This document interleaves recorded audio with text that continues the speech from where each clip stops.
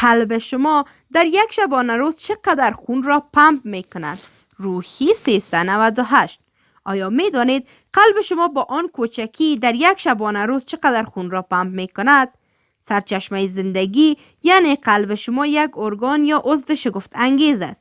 این ارگان یا عضو مهم بدن شما به گونه دوامدار و بدون درنگ و ایستادن خون دارای اکسیژن و مواد مغذی را در سراسر بدنتان پمپ می کند تا زمینه تداوم زندگی شما را فراهم نماید. این نیروگاه حیاتی که به نام قلب یا دل یاد می شود درست به اندازه مشت هر انسان بوده و روزانه در حدود 100,000 بار می تپد یا ضربان می کند و در هر دقیقه 5 تا 6 لیتر خون را و در یک شبانه روز در حدود 6,000 تا 8,000 لیتر خون را در سراسر بدن شما پمپ می کند. چگونه خون از قلب انتقال می کند؟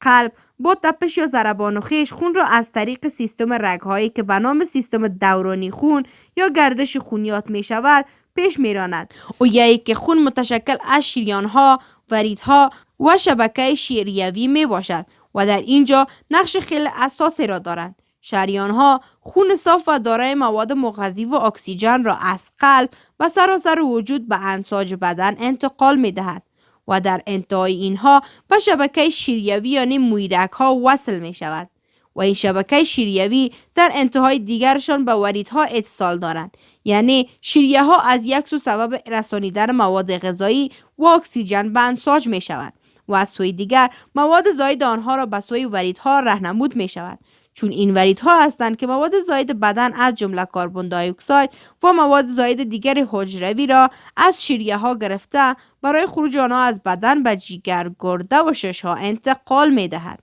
تا از این ارگان ها به جای گوناگون دفع شود.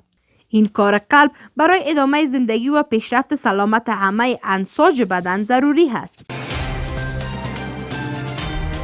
د افغانستان نړۍ او سیمې د مهمو خبرونو، پیښو او جریانونو په اړه د تازه، پر وخت او دقیقو خبرونو لپاره د روحي ویبپاڼې د یوټیوب چینل لایک او سبسکرایب کړئ ترڅو زموږ نوي او تازه ویډیوګانې پر وخت درته ورسیږي.